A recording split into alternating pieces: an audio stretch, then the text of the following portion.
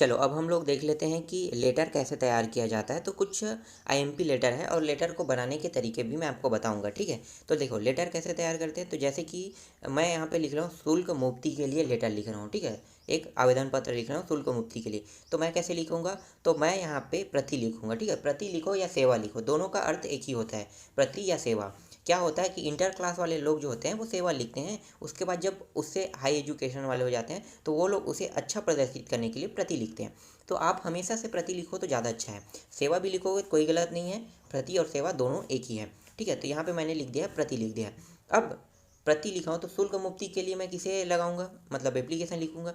या तो मैं अपने प्राचार्य को लिखूंगा, कॉलेज में भी रहूँगा तो भी प्राचार्य को ही लिखूंगा, ठीक है। जहाँ भी पढ़ाई करूँ मैं प्राचार्य को ही लिखूंगा। तो मैं क्या करूँगा, प्रति, ठीक है। यहाँ पे प्राचार्य, ठीक है, प्रधानाचार्य लिखा हुआ है तो यही है, क्या है, प्राचार्य। चाहे आप डायरेक्ट प्राचार्य प्रति प्राचार्य महोदय लिखो या आप लिखो प्रधानाचार्य लिखो, ठीक है। तो यहाँ पे मैंने लिखा है प्रति प्रधानाचार्य।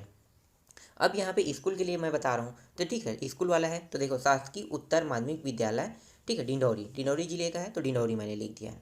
इसके बाद विषय शुल्क मुक्ति के लिए, ठीक है, शुल्क मुक्ति के लिए। तो ये कॉमन पॉइंट है, विषय तो आपको लिखना है क्योंकि विषय ही ये डिसाइड करता है कि आप लेटर किसके लिए लिख रहे हो, किस टॉपिक में लिख रहे हो। तो यहाँ पे बताया गया है कि शुल्क शुल्क मुक्ति के लिए, ठीक है। तो मैं लेटर लिखना चाहता हूँ शुल्क मुक्ति के लिए। इसके बाद महोदय, ठीक है, ये सब कॉमन पॉइंट है, ये सब तो जानते हो कि आपको क्या लिखना है। ये हर टॉपिक में आपको लिखना है। जैसे ही प्राचार्य का जिक्र होगा तो ये सारी के सारी टॉपिक होगा। लेकिन अगर विषय चेंज करना है, जैसे ट्रांसफ़र सर्टिफिकेट का अगर आप बना रहे हो तो क्या लिखोगे यहाँ पे ट्रांसफ़र सर्टिफिकेट के लिए आवेदन लिख लोगे विषय में। बाकी सब कॉमन रहेगा, कोई दिक्कत नहीं है वहाँ पे। जैसा मैं बता रहा हूँ सिर्फ वैसे लिखना है। और यहाँ पे जो प्राचार्य जो है, मतलब प्रधानाचार्य, उसके नीचे में जैसे आपके स्कूल है तो आप अपने स्कूल के नाम लिखोगे।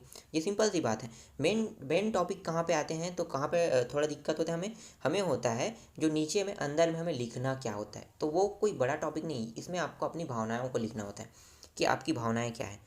तो बस वही चीज़ हमें इसमें अंदर में लिखना है। तो देखते हैं क्या क्या लिख सकते हैं। तो देखो मैं अपने ओर से बता रहा हूँ क्या क्या इंपॉर्टेंट है उसमें लिखने के लिए। कोई ज़रूरी नहीं है कि आप जैसा मैंने लिखा है वैसे ही याद करो।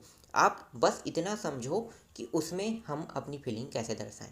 बस एक दो बार आपको पढ़ना है, उसके बाद आपको समझ में आएगी फीलिंग ऐसे दर्शाया जाता है। जैसे कि देखो मैंने कैसे दर्शाया है। सविनय निवेदन है कि मैं शासकीय उत्तर माध्यमिक विद्यालय में कक्षा 10वीं का विद्यार्थी हूँ। मेरे पिताजी एक किसान हैं। किसी प्रकार से वो मेरी पढ़ाई और घर का पालन पोषण की जिम्मेदारी लिए हुए थे, परंतु कुछ ही दिनों पहले उन्हें कुछ बीमारियों ने ग्रसित कर लिया, जिस वजह से अब वह कोई भी कार्य करने में सक्षम नहीं हो पा रहे हैं। वह मेरी स्कूल की फीस नहीं दे सकते। मैं आपको यह ज्ञात दिलाना चाहता हूँ कि मेरी स्कूल से संबंधित गतिविधियों में काफ़ी अच्छा प्रदर्शन रहा है और मेरा कक्षा में प्रथम स्थान रहा है।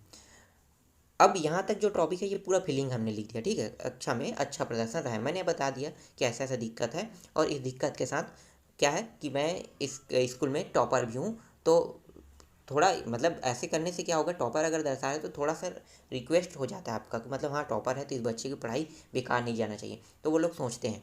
इसलिए आपको ऐसी कुछ टॉपिक बनाना पड़ेगा, ठीक है। इसके बाद क्या है, कॉमन सेंस वाला टॉपिक आते हैं जो हर बार हर में लिखना होता है। इसके बाद क्या है, आपसे विनम्र निवेदन है कि ठीक है मेरी शुल्क को पूर्णतः माफ़ कर दे, यही चीज़ है, पूर्णतः माफ़ कर दे जिस वजह से मैं अपनी पढ़ाई को आगे बढ़ा सकूँ।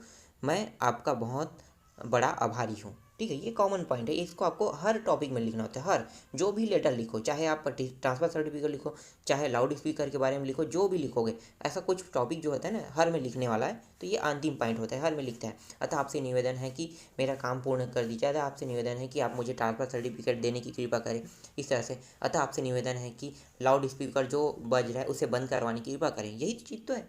बस अतः में आपको यही लिखना है। तो ये जो आपसे निवेदन लिखा है ना ये वही टॉपिक है। इसके बाद अंतिम टॉपिक में क्या लिखना है, देखो उसके बाद धन्यवाद लिखना है, दिनांक लिख देना है, ठीक है। इसके बाद आपका आज्ञाकारी शिष्य, नीचे में आपका नाम होगा तो नाम को आपको दर्शाना है, सीधा XYZ लिख देना है, ठीक है। उसके बाद कक्षा 10वीं लिख देना है। मैंने यहाँ पे कक्षा 10वीं नहीं लिखा हूँ तो आप क्या लिखना, कक्षा 10वीं लिखना। तो इस तरह से लेटर तैयार किया जाता है।